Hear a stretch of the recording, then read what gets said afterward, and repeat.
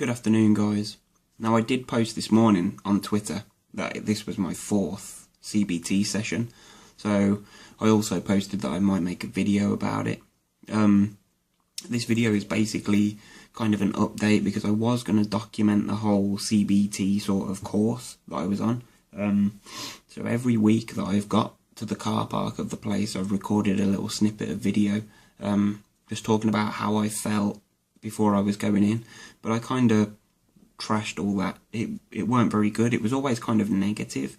I was sort of, whether it was making excuses or what, I was just sort of in a negative mindset before I went in, so I binned all those videos. But what I did say on them, interestingly, pretty much on all of them, was just how my anxiety was always slightly raised before I went into each session. Whether it was because the waiting room was always busy, I was having a sit in a GP's surgery. I remember a couple of weeks ago that I went and there was only one spare seat, so I sat in it and had to wait there like 5 minutes, and I was feeling on edge, to be honest. It makes me wonder whether people, that when they get their first appointment through, do they have these negative thoughts, and does that stop them actually going for their CBT therapy? So I was wondering how many people actually arrange these courses or get put via the IAPT system or via their GP onto a course of CBT. How many people actually don't even bother for turning up to their first appointment? I remember that the letter that I got through confirming my first appointment, it said at the bottom of the letter, if you don't attend, then we will assume that you no longer require CBT.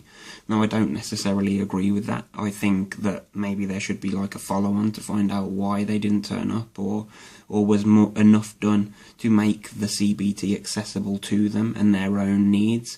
Obviously, I don't know the answer to that because I pretty much agreed that I'd go to the GP surgery and just whatever. I'll face fears all day long.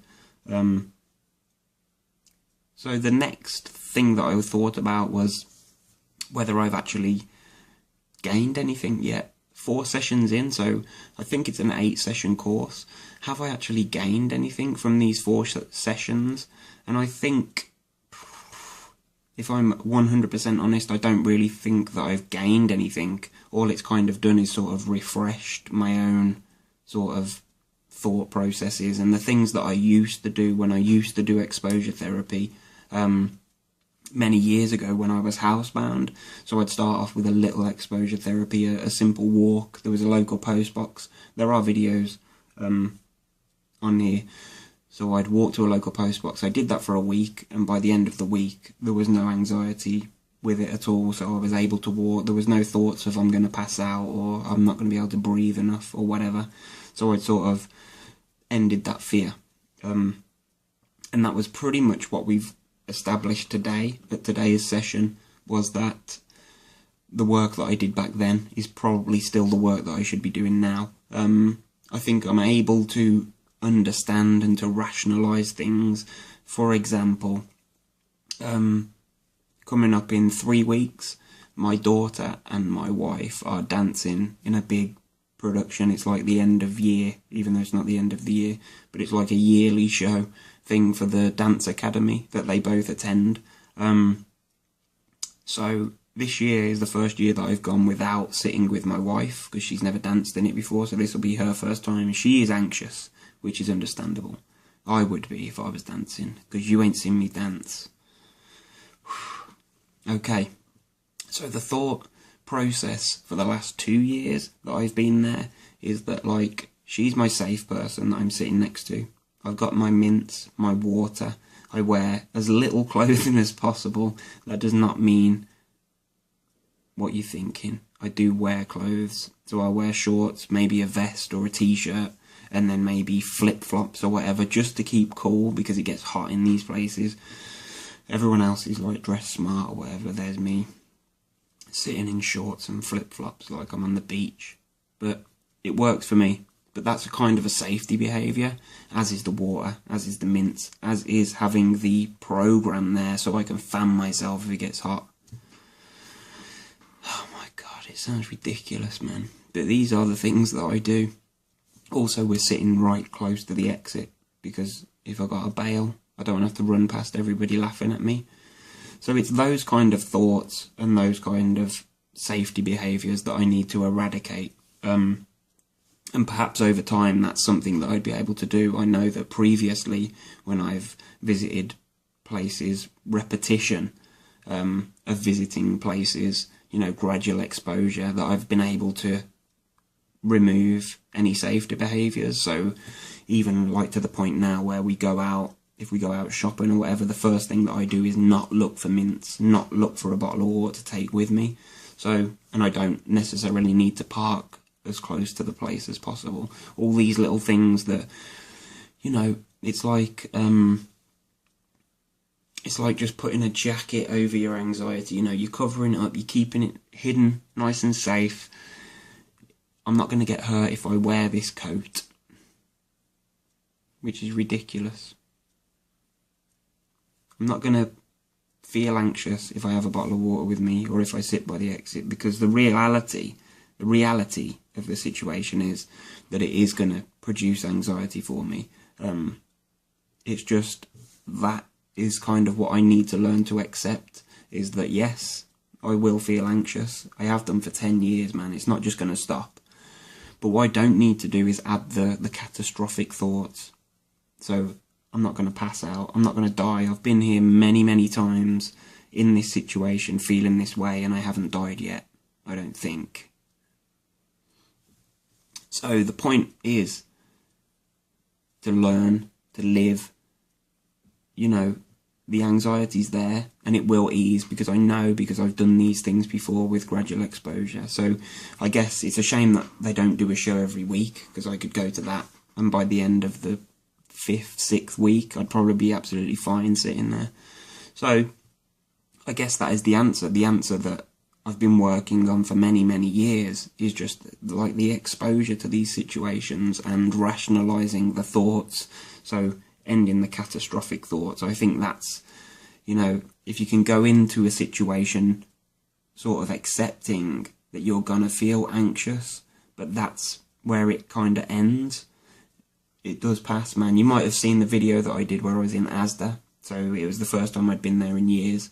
And I had a full-blown panic attack, but it was kind of, I talked myself into that panic attack. I knew that I was going to have it before I even went in there. And I did, but I rode it out, and I felt great after it.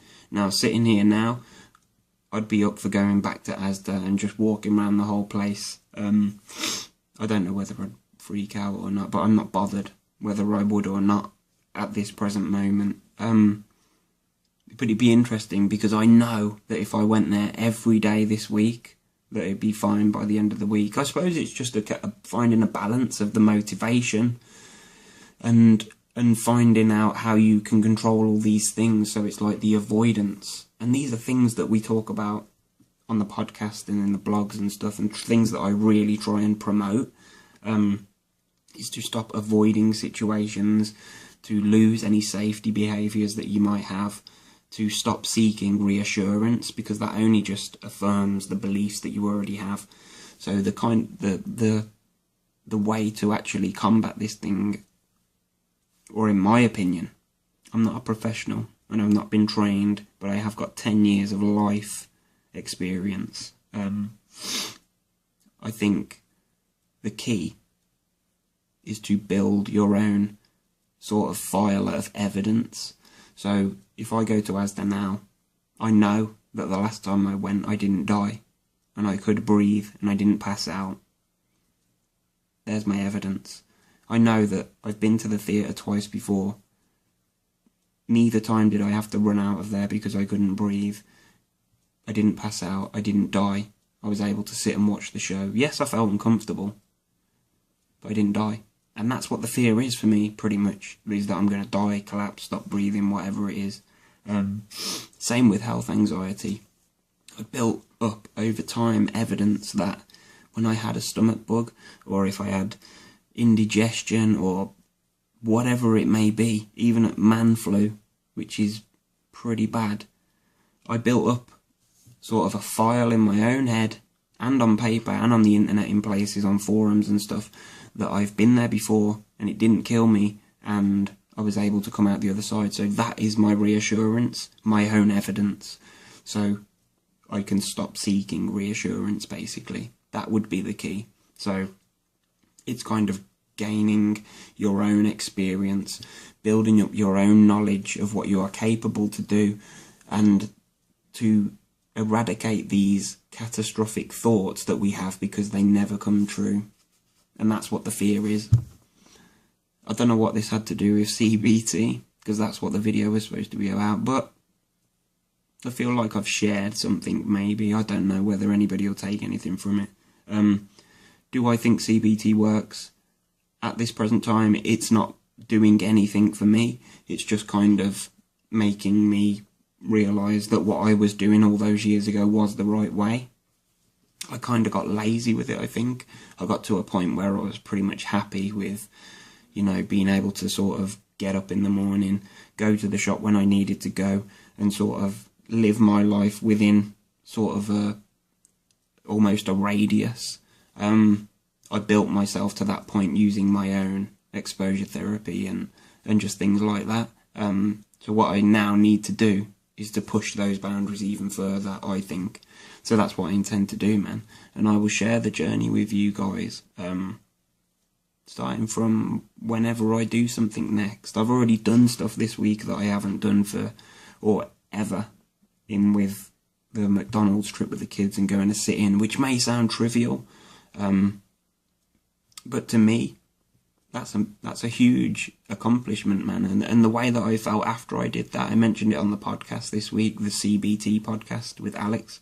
It was a huge achievement, and it enabled me to just be supremely confident and positive for the rest of the day. I know that people are way, way worse off than I am now, but believe me, I have been there. I was housebound, pretty much room-bound, couldn't move through fear of passing out, or physical symptoms would accompany pretty much every movement. And I managed to progress, man. Small steps to gain your own evidence, and small steps to remove those fears, those catastrophic thoughts. Give it a bash. It'd be cool to set up some kind of program where we can monitor people or track people, or they can submit maybe something that they've done, almost give themselves set themselves tasks and then complete these tasks but repeat. It's interesting. Tweet, sleep, be brave, repeat. Bye for now.